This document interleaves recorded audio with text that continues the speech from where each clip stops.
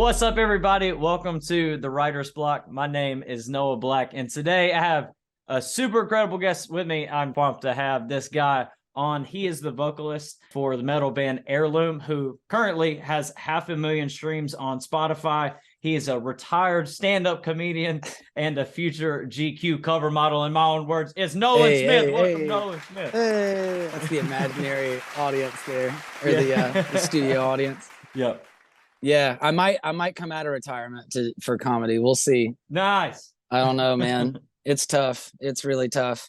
That's awesome, man. Well, man, I'm pumped that you're jumping in and hanging out with me. I enjoyed being able to talk to you back in, I think it was April of 2021. So it's been a hot minute. It was right after we put out Accuser, I think. So, or right before. It was so 2 years somewhere in there. Yeah, and so needless to say, it's much different now than what it was back then, I'm sure. Yeah. So Heirloom has put out, 3 singles. You guys signed with Judge and Jury. By the time this comes out, you'll release your 3rd single with them. And it comes out tonight. Yeah, that's crazy. That's crazy. And then, on top of that, you guys have shows after shows after shows. You guys are sitting at I think it's 38,000 monthly listeners on Spotify and stuff. Yeah, that's crazy, man. Yeah. So tell me about that journey. Tell me what that's been like for you the past 2 years. So since we spoke, I guess, it was right after our song Accuser came out. And then we had 2 more songs come out before the Furthest Corners came out, EP. I was up late one night and I was just like, dude, I'm just going to email, I'm just going to find contacts to big producers and just email them our stuff and just be like, hey, check it out. You know what I mean? I didn't really have a plan in mind. I was just like, here you go. And then one of those people that I thought of, I was like, I'm going to find freaking Howard Benson's contact. And he's done 3 Days Grace, My Chemical Romance, Skillet. Yeah. You can go on the Wikipedia and just scroll. There's so many on there. He's done everything. Yeah, he's done all the stuff that we listened to in middle school. Literally all the stuff that I listened to in middle school that got me into this. So big full circle. But anyway, so I was up late one night and I was just I literally went on his website. I didn't even know he had a record label that he started over COVID and everything. But I literally just went to his website, info@howardbenson.com literally was, and I just demo submission, Heirloom, blah, blah, blah, blah, everything's spelled correctly, whatever. And I just sent him our stuff. And then at first it was I wasn't expecting any response, honestly. And the first response we got was from his manager, which was yeah, if y'all wanted to do this, y'all are a smaller band, so there'd be a bigger risk involved. We don't really usually work with people that have less than 1 million. And at this point we had 50,000 streams or something, maybe like that. Yeah. But anyway, we just kept talking and then it was oh, what do you think about this? And then we just kept returning each other's phone calls. And then, as it turned out, him and the drummer of 3 Days Grace, Neil Sanderson, they started up a record label distribution, marketing, whatever, for artists, over COVID called Judge and Jury Records. And eventually just, decided that we could, instead of doing the typical thing that a lot of bands do, which I'm not knocking at all, usually a record label will offer you a loan and then you sign to them for X number of albums and then you pay it back with album sales or streams or revenue somehow. And we kind of went backwards. We kind of raised the money for recording and stuff ourselves. And you can go to the bank and get a business loan, LLC type stuff, do what you can to help you out. And we just kind of did it on the reverse where it's we'll pay for the studio time ourselves and then y'all can put it out under your label. And there's, it was a really good deal and everything. Yeah. So we recorded 5 songs with them last May of 2022. We went out to Los Angeles and did 5 songs. And then we released a couple of them and then they were like, hey, let's do 5 more. So in March, we're going to go finish an album. Come on. And then, have an album come out sometime in the summer or fall or whenever. Hearing the quality of the songs that's already put out, you're talking, We're Not the Same, Passenger Seat. And it's, I remember playing it for a couple of friends of mine. I was like, yo, Nolan's band put out more stuff, and hearing listening to the songs was like it just, your music already sounded good before with Accuser and with all that stuff. But Right. it just Yeah. sounds so much This like it sounds this massive. like It's I'm not a production person. I don't know all the uh terms, but I know that the mix is like really big. It feels exactly. like Yeah. it feels like, oh, that's not a local band or Yeah. anything. You know what I mean? Like it Exactly. feels like a real, you're Yeah. like, oh, you can tell that this guy has, or the production team, it's not just one person, it's a lot of people Yeah. involved. And, Yeah.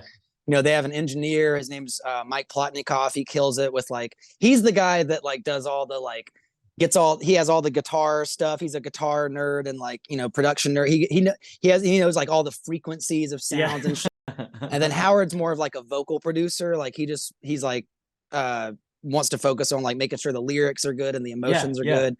And then there's other people that work at the studio and that, you know, kind of do a different job and stuff. But yeah, point being, thank you. Yeah, the mixes for this stuff is really big, and then the songs themselves are just a lot better. I mean, once again, acknowledging the genius that is Howard Benson. Like I know I've gone through and listened to interviews of his. I mean, for so many years, just from digging in and wanting to learn more about production and just finding any tutorial or talk through that he does, and hearing him dive into. He's talked about the how he almost requires certain things from a vocalist, and like what he has in mind for them. How have you found that to kind of push your ability as a vocalist working with Howard in that sense? Well, yeah. So before I hit him up, or right when I was initially hitting him up, before we had started working together, I probably watched a lot of the same interviews you did, and was just trying to like, you know, like study the craft or whatever. And he said in a lot of interviews, like, he's like, the singer has to be like a star and like all this kind of stuff. Like, and it's not like I'm a rock star. It's like, I think through talking to him since and everything, he's just like, the singer's got to be like, I'm going to do the work that no one else wants to do, like the grindy work and stuff like that. And I mean, I don't know music theory. I can't tell you what notes I'm singing, but he told me in the studio, because he recorded, you know, the band 10 Years. Yeah. He recorded a couple of their albums, and their singer's really sick. And he's definitely a somewhat of an influence on mine too. But anyway, he was telling me in the studio, he was like, as long as the emotion is there, that's what I'm trying to capture. He's like, you can play the sickest guitar solo or sing the craziest notes. He's like, but if people aren't like grasping on to like, oh, I can tell that you mean what you say, then he's like, no one's going to listen to your shit. He mentioned to me too. He mentioned to me actually on the phone the other day when I was talking to him about like some planning stuff, just asking about like how life is and stuff. And I'm like, yeah, you know, I'm, you know, trying to make ends meet and pay bills and do all this kind of stuff. And he was like, yeah, dude, like I didn't have any success in this business till I was like 40. And he was like, so he's like, I had 2 kids and I was trying to do all this, but he's like, think about it that way, man. Like, he's like, you probably can't tell now. Cause I mean, yeah, I've been to that dude's house, and that man lives in a large house, in a very nice neighborhood. Like, he was encouraging in the fact that like, I'll be 29 in a few months, and I still like beat myself up. Like, oh, I need to do XYZ by the time I was 25 or by the time I'm 30 or whatever. And then I think about that and I'm like, this man literally didn't see like dollars from this until he was what's considered middle-aged. Yeah, that's huge. That it's the like confidence and motivation side of it is what I've heard. Any sort of people around me that I see is doing music really well, or just influences that will talk about how they got to the level of success that they're at. Yeah. A lot of it is driven by that motivation and that confidence and the ability to, like you said, put in the work of the whole concept. The real work. Yeah. Not just, I'm started reading this book recently. I'll do a plug. Hello. There's a book called Atomic Habits. My buddy recommended it to me, and it's really good. It's about just like doing little stuff every day to build better habits and then to break bad habits and stuff. Yeah. But pretty much the theme that I'm seeing is just like, I'm sacrificing maybe a current pleasure now, but I'm going to get something way cooler in the future. Yeah. And I know that you're a Christian, and you know Bible stuff, and I know there's a like Romans 8:18 or 8:18 that's like, is that like, I consider our present sufferings are not worth the glory. So like that, those kind of themes I've been kind of stuck on lately. They'll be like, all right, dude, things really suck right now and it feels like it's never going to end, but at some point it's going to pay off. And so I'm doing everything that I can now to just make sure like I try not to fall back into old habits, because I'm really just future focused. But it is tough sometimes, man. But hearing encouraging stories like that from people you look up to, whether it be a Howard Benson or a Bruno Mars or a guy like a football player, you know what I mean, like anybody like that. I love hearing that, of hearing your motivation in that. And I know that's a big thing that a lot of artists, if they're trying to really figure out, hey, I want to dive into this music thing, or I want to take some sort of next step to advance my career in it. I mean, it's that drive and that motivation that you talk. Yeah. the rock. It's about drive. It's that drive. It's about power. Yeah, it is. Yeah. But and also the same stuff. A lot of people get bitter about this. I was at one point, and a lot of like peers that are also trying to do the band thing, quote unquote, get bitter about. It's like the same thing that might have worked 2, 3, 4 years ago, or even 6 months ago, might not work anymore. So true. And I used to get like, because if it was still 2016, oh man, I'd be the marketing king. I know exactly whatever, I know what time to post, what this. And then I was trying to operate on that system for a long time, and things just don't work like that anymore. Like there's a different, the algorithm or whatever, like there's different things that have evolved and changed and stuff. So you just have to you just got to get with the times. Like I don't really keep up with him as much as I did over like 2020, but do you know Gary V? Oh yeah.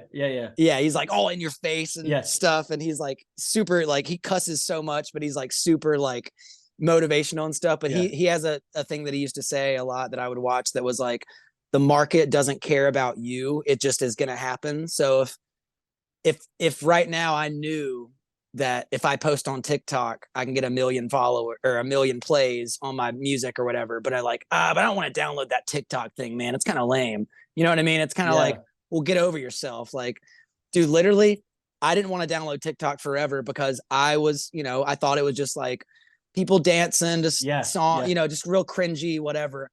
And then what made me download it was the video, and I think it was 2020, of the guy that's like longboarding, listening to Fleetwood Mac, and he's like drinking the ocean spray. And I was like, all right, cool, I'll download this. And then the first video I uploaded has 1 million views now, and it's not even like a bit, like it's literally a Snapchat video of in this room, and it just has the Heirloom flag in the background, or like a banner.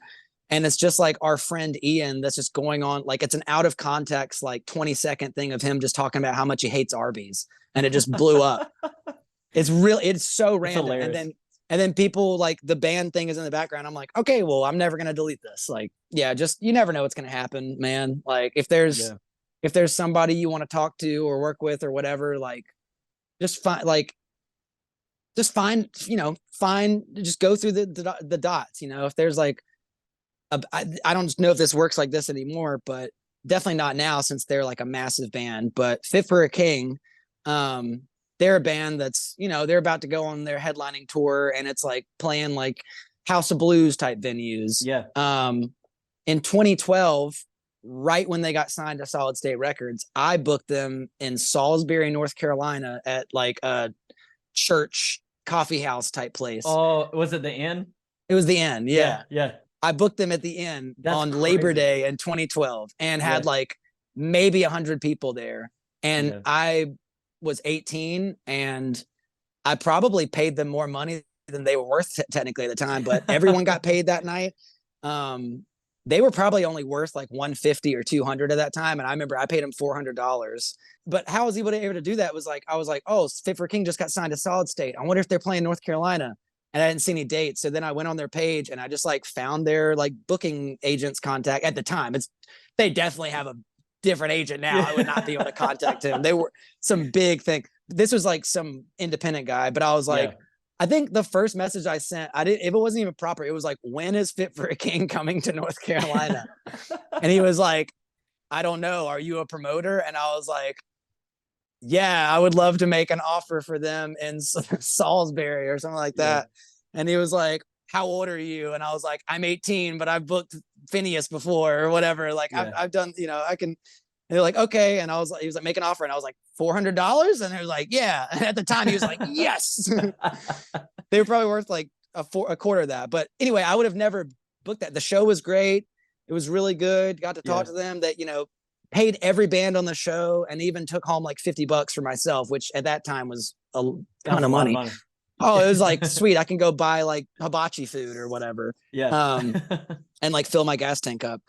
Talking about some of those shows and stuff, what's with the new music? What's some of that response been? Have you gotten a lot of really good feedback from shows, people, engaging with it, everything? What's that experience been like?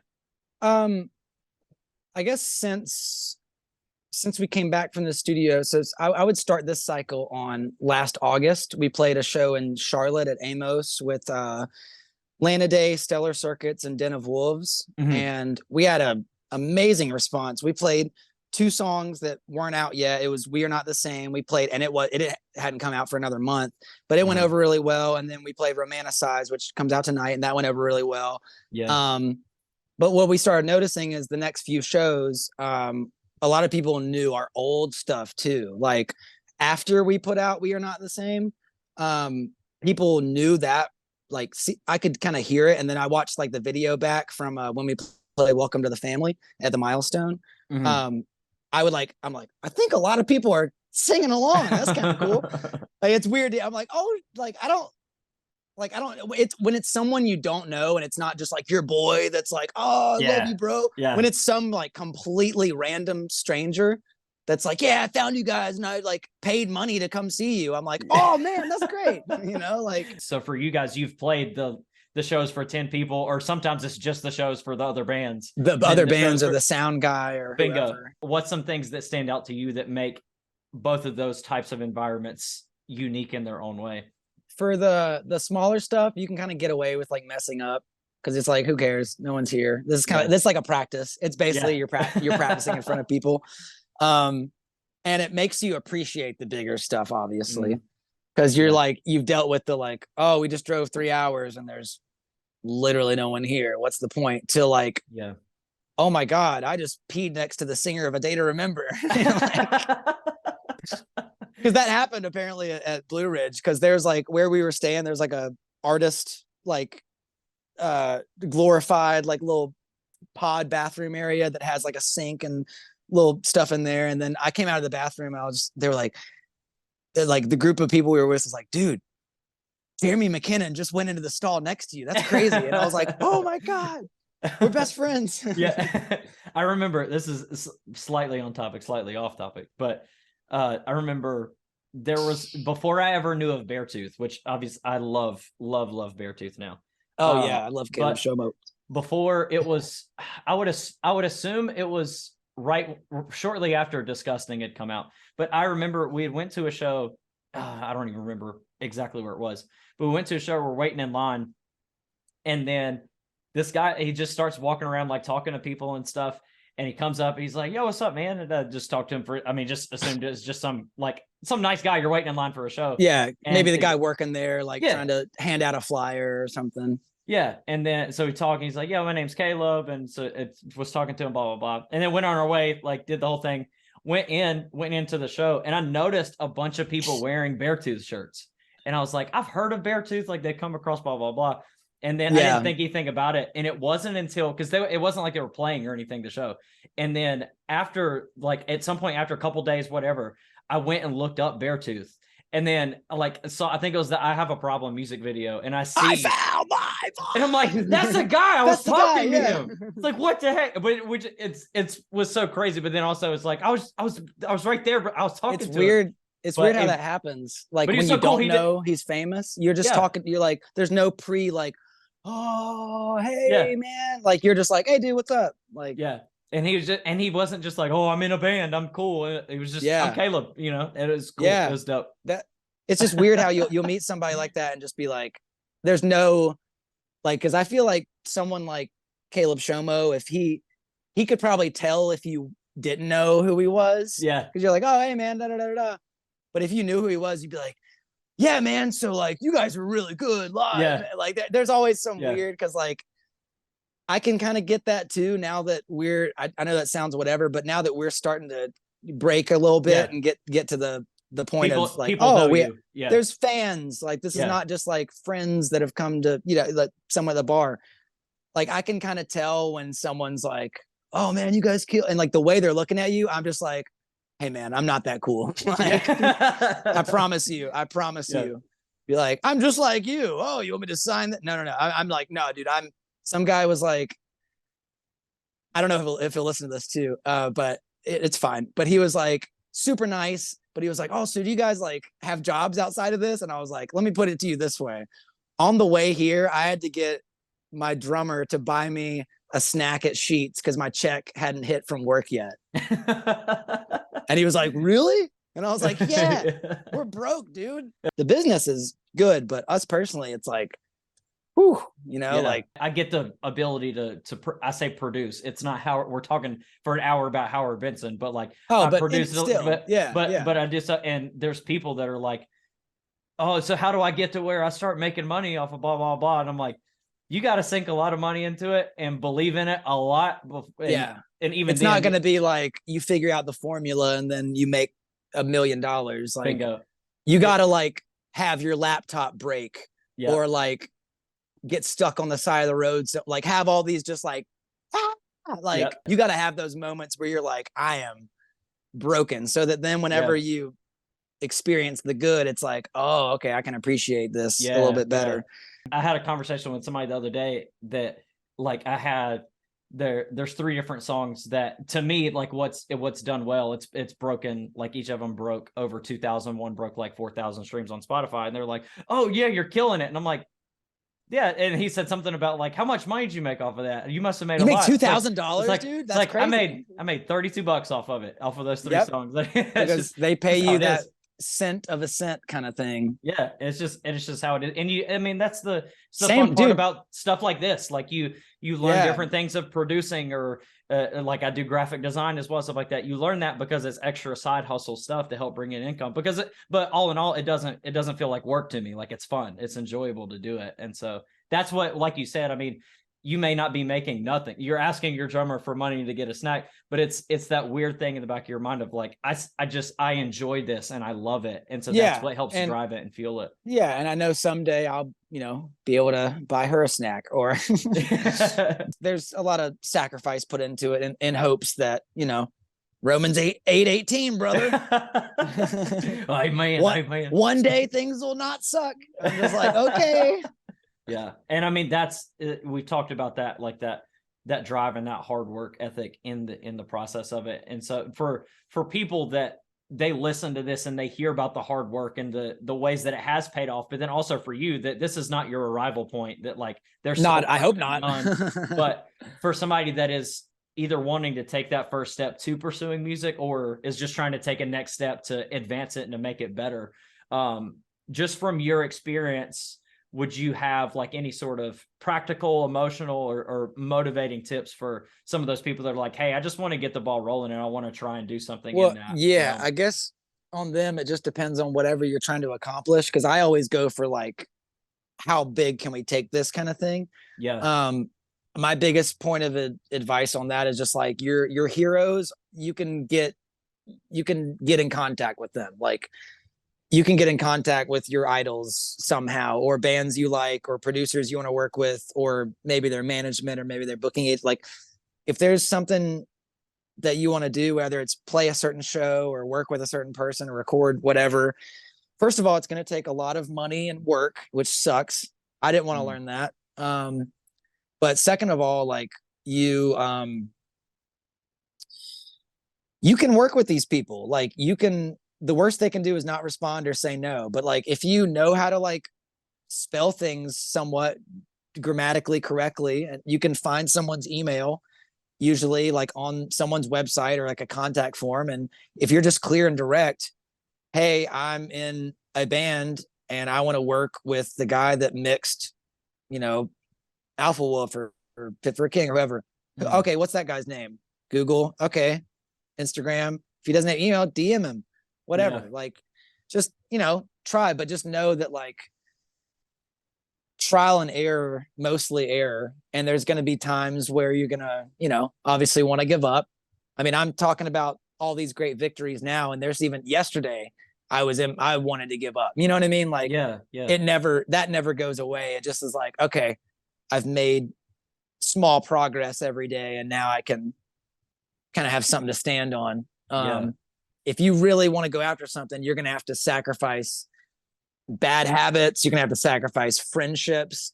You're going to have to sacrifice, not like, don't have any friends and go live in a cave for a while. And, not like that, but like, it's just, I always heard stories about it, but once you start picking up steam in the right direction, you'll notice people that are used to be like your boys or your homies are now like, oh yeah, I guess you're too good for us now. You know what I mean? Like we've had some stuff like that where it's just like, dude, we're just trying to do our thing, and people are bitter and jealous or whatever.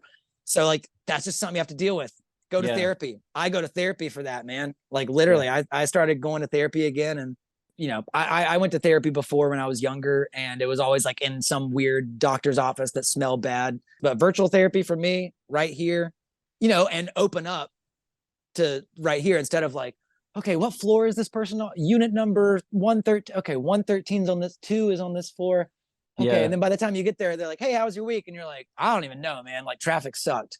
and then you talk about traffic for an hour, and then you're like, oh, I forgot to tell them about all this bad stuff or good stuff that happened to me. Right. And this, virtual therapy right here is just, I can unload all the stuff, the weird stuff, whatever. And then it shrinks it down to like, okay, this stuff is more manageable than I thought. Like I'll talk about, like, my therapist doesn't, they've never been in a band, but I'll explain like, the music scene-ish culture and like, what we're going through. And then she's able to be like, oh, well, it sounds like XYZ. And I'm like, oh, that makes sense.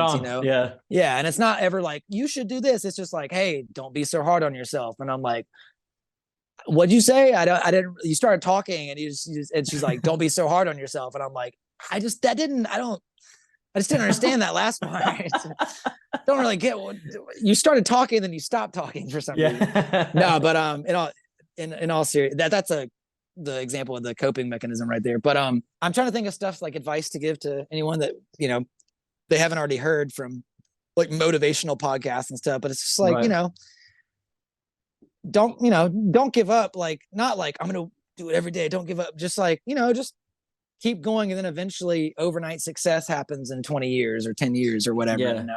You never know when someone's like the T-Pain thing, man. Can you imagine if Nikki just was like, huh, that's funny. Oh, well, that's crazy. When I'm feeling down, talk dude, about that. When I feel down, for those that don't know, Tylenol Pain Relief, his full name, Tyrannosaurus Pain Relief. So T-Pain was streaming on Twitch one night in July of 2021. And it was right after, we hadn't even put out the EP yet. But Nikki, our drummer, was in his chat, and his Twitch was like, go to my Discord and drop your song or drop your beat or whatever, and I'll react to it on my stream. But he's T-Pain. So like, he's a huge, so they were like, the window is only like this long to like get all your submission. Cause if you were in the Discord, it's like that, like you blink and you're gone. So Nikki, like, we were all hanging out one night, and Nikki just came in here and was like, hey, T-Pain is streaming on Twitch, and I just like dropped Accuser in there, so he might react to it. But he, we're like 10 more songs and he'll react to it. And we were like, oh, that's kind of funny. Like, he'll probably just hear the first line and be like, whoa, and skip it, and we'll Snapchat it, and it'll be like, oh, T-Pain, check this out. But like, for those of y'all that, the listeners at home that want to go listen or watch it, just look up on YouTube, T-Pain reacts to Heirloom, Accuser, because we have it on our YouTube. And he really dug it. He was like, he jammed like a minute of it. Because most people were sending in like really crappy, like SoundCloud rap stuff that just wasn't good. And he was just like, next. Like, that's like, imagine me going up to the, Architects and being like, hey guys, check out this song. Dun, dun, dun, dun, dun, dun. And they're like, we've heard this before. So like a rapper, flip it around. If I was just a rapper or whatever, hey, T-Pain, check out my beat. Okay, you and everybody else, buddy. But if I'm like, hey, check out my metalcore band, he's like, yo, what is going on? And you can watch him, like him and his like streaming crew in the background, like they're all like super into it. And then as Yeah. soon as it hits the like, he's like, oh yeah. Yeah. Yeah, no, T-Pain likes Accuser, so we got to play it forever. Yeah. So that was, yeah, if I'm ever feeling down, I'm just gonna go look that up because that's still surreal to this day. Can you imagine if Nicki just was like, what if he like listened to our band? Oh, that'd be kind of funny. Yeah, he probably wouldn't like it though. Yeah, whatever. Anyway, Yeah. next. Yeah. That's never know most till you people's try it. That Yep. is most people's mentality. And mine is always like, no, if there's a way in. Like that overnight success that you mentioned, like it's people have the overnight successes that get, I mean, I think of people like, I know Bad Omens is a good representation. I mean, they've been doing it for a long time, but Sleep like Token or all these bands. They're popping off and everybody's like, oh, these guys came out of nowhere. It's like, no, they've been like, no, they've been grinding, doing dude. it since, 2016 or whatever, Yeah, and then it just so happens that, so I have a theory about Bad Omens, about why they got so big. Yeah. So if you want to, I know we've been talking for a minute. I don't know if you want to cut me off or anything. Oh, no, but dive in, dude. Dive in. All right. So my theory, I mean, obviously it slaps. Like they're great. I'm not going to be like, whoa, they're only big because of TikTok. And I'm like, well, still, that's great. If you're big because of TikTok, like it worked. Metallica became the Stranger Things band, but people are going to go buy tickets to them now. And it's great for everybody. I think that Every Time I Die breaking up is the reason why Bad Omens is so big.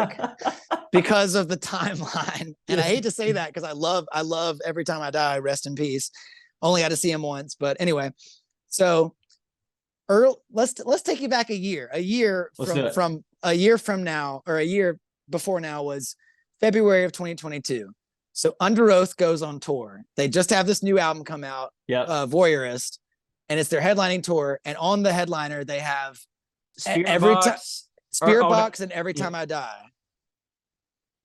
And then Every Time I Die broke up right before the tour. So they're like, crap. So then they put Bad Omens and Straight from the Path on. Yeah. And Bad Omens had like just put out their album. And they come out and he's doing the like Death of Peace of Mind or Concrete Jungle or whatever.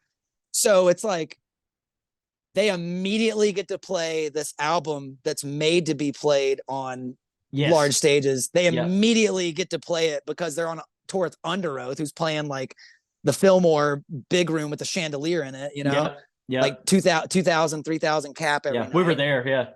Oh, I wanted to go so bad, but I couldn't. I forget what was happening that I wasn't able to make it. But anyway, you see him and you're like, oh, because Bad Omens probably still would have popped off either way because the album is just really good, next level. And then obviously TikTok got them off.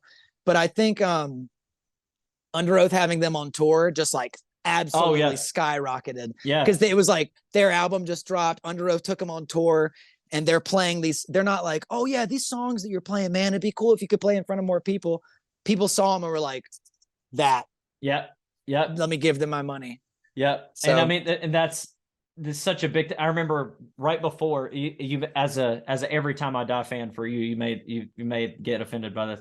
I remember once that whole situation happened, and they like Bad Omens and Straight from the Path got put on. I had not heard of Straight from the Path, but I was like, yes, Bad Omens. Bad Omens. Like, so you're like, cool, I'll go. I was freaking out, dude, because I wanted to go to see Under Oath and Spirit Box as well, and then they get on and it's like, oh my gosh, this is massive. Incredible. But I think to your point too, though, it's at the same time too, Spirit Box started popping off. And Spirit Box had just put out their album. Stray, I think, was either about to put out.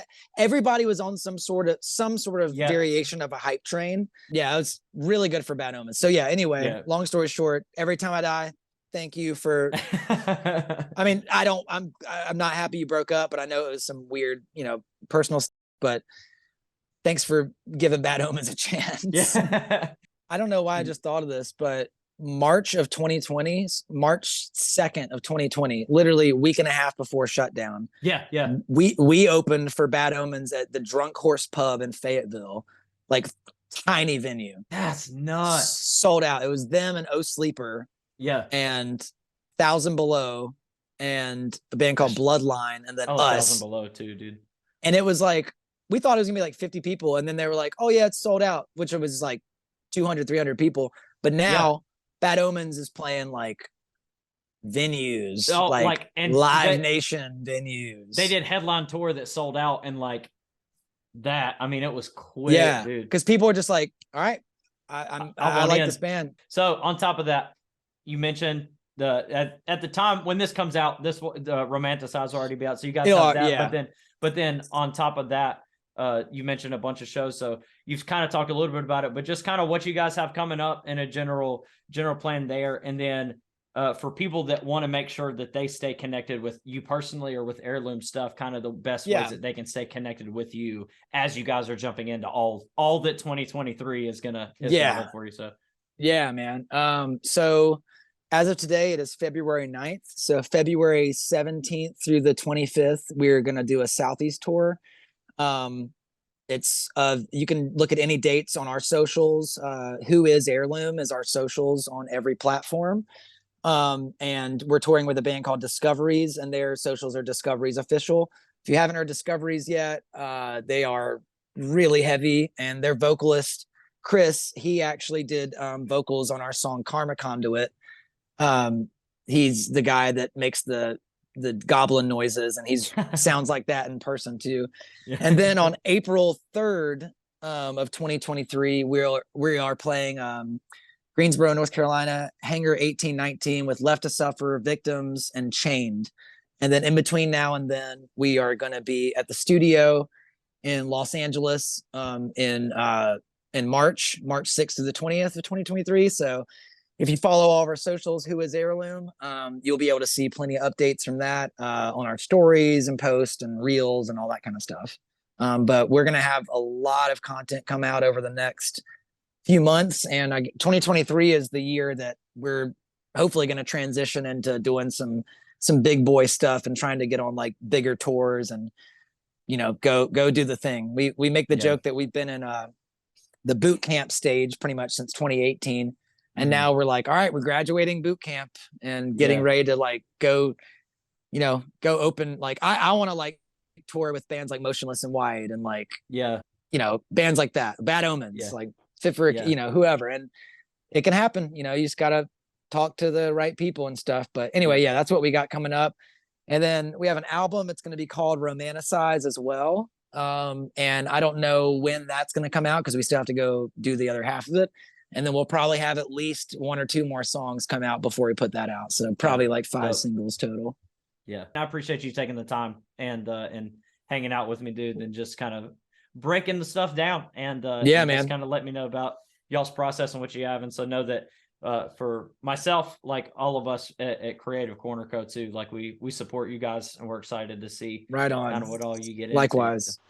What's up, everybody? Just want to take the time to say thank you for checking out this episode of The Writer's Block. Whether you're watching through YouTube or listening through a podcast, man, it just means the world to us. And you can stay connected with us and all the other resources that we have at Creative Corner Co by subscribing to the YouTube channel or subscribing to the podcast, as well as connecting with us through social media. And you can check out all the other resources and things that we have and connect to those social media links by going to www.creativecornercompany.com. We thank you so much, and we can't wait to see you again soon.